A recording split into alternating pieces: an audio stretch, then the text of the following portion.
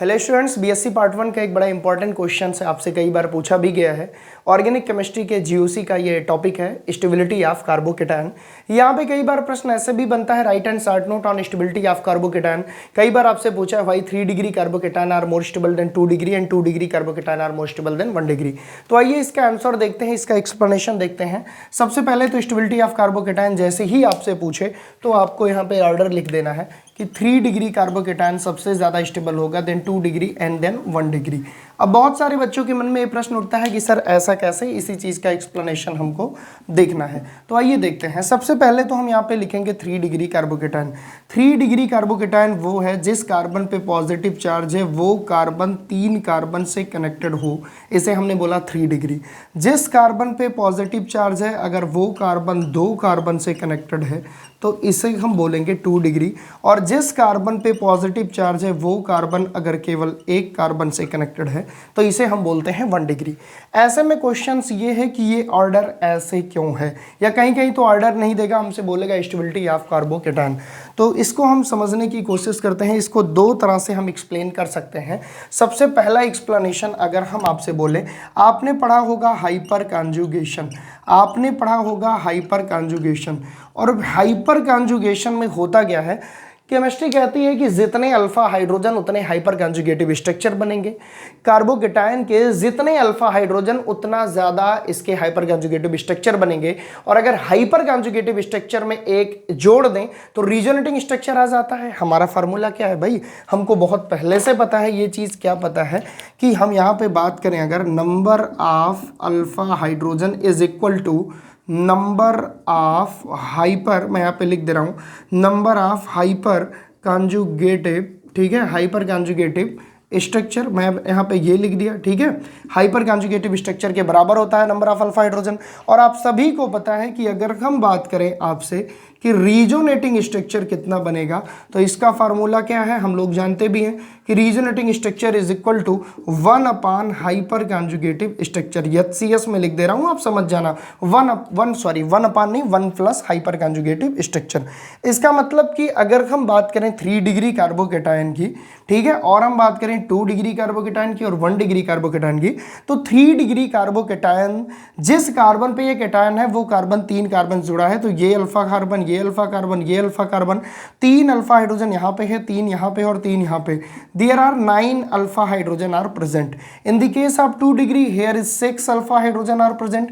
In the case of 1 degree here are only केवल यही alpha hydrogen है, because alpha carbon से connected hydrogen ही अल्फा माना जाएगा। ऐसा नहीं कि हम इसको और इसको कंसीडर कर दें। There are 3 alpha hydrogen. अब ऐसे में अगर हम बात करें अल्फा हाइड्रोजन की तो यहाँ पे 9 अल्फा हाइड्रोजन है, इसका मतलब यहाँ पे 9 हाइपर कंजुगेटिव स्ट्रक्चर बनेगा, यहाँ पे 6 बनेगा, यहाँ पे 3 बनेगा। और आपको एक चीज बचपन से बताई गई है, क्या बताई गई है भाई, बताई ये गई है कि रीजोनेटिंग स्ट्रक्चर जितना ज्यादा होगा स्टेबिलिटी उतनी ज़्यादा होगी।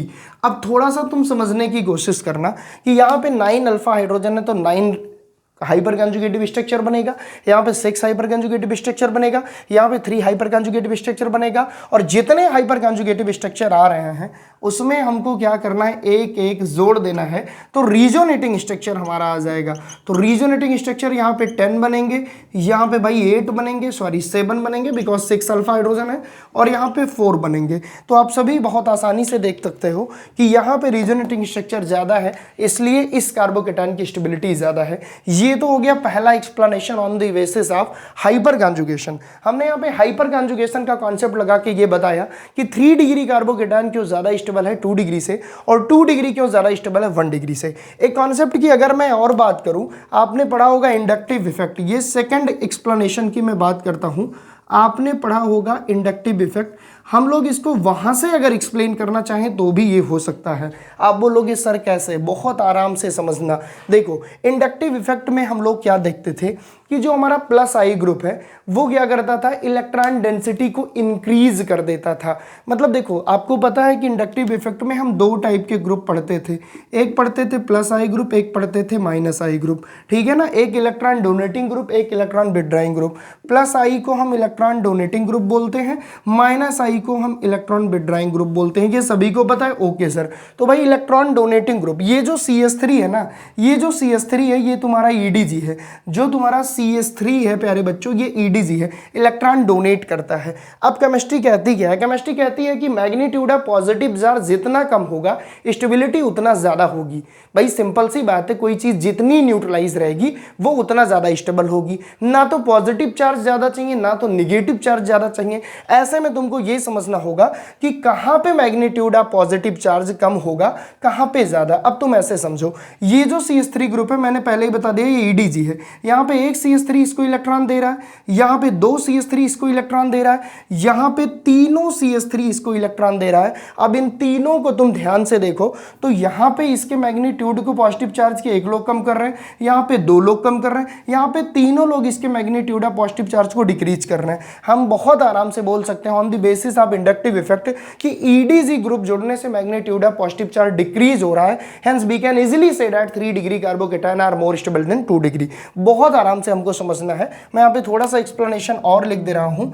क्या लिख दे रहा हूँ कि प्यारे बच्चों जो हमारा मैग्नीट्यूड ऑफ पॉजिटिव चार्ज होता है, ठीक है, मैग्नीट्यूड ऑफ पॉजिटिव चार्ज वो हमारा डिक्रीज होगा कब? जब हम लगाएंगे EDG electron withdrawing electron donating group. तो यहाँ पे जो CH3 है वो EDG है, तो जितना ज्यादा इलेक्ट्रॉन डोनेटिंग ग्रुप लगेगा मैग्नीट्यूड ऑफ पॉजिटिव चार्ज उतना कम होगा। और मैग्नीट्यूड ऑफ पॉजिटिव चार्ज मैं यहाँ लिख दे रहा हूँ, मैग्नीट्यूड ऑफ पॉजिटिव चार्ज जितना कम होगा स्टेबिलिटी उतनी ज्यादा होगी, या स्टेबिलिटी ज्यादा करनी है तो magnitude of positive charge decrease करना होगा। तो यहाँ पे हमने 2 कॉन्सेप्ट से इसको सीखा कि 3 डिग्री कार्बोकेटायन क्यों ज्यादा स्टेबल है। आई होप आपको समझ में आ गया होगा। और BSc पार्ट 1 में काफी इंपॉर्टेंट क्वेश्चन है GOC का, इसको आप बहुत अच्छे से एक्सप्लेन करके लिख सकते हो। Thank you so much.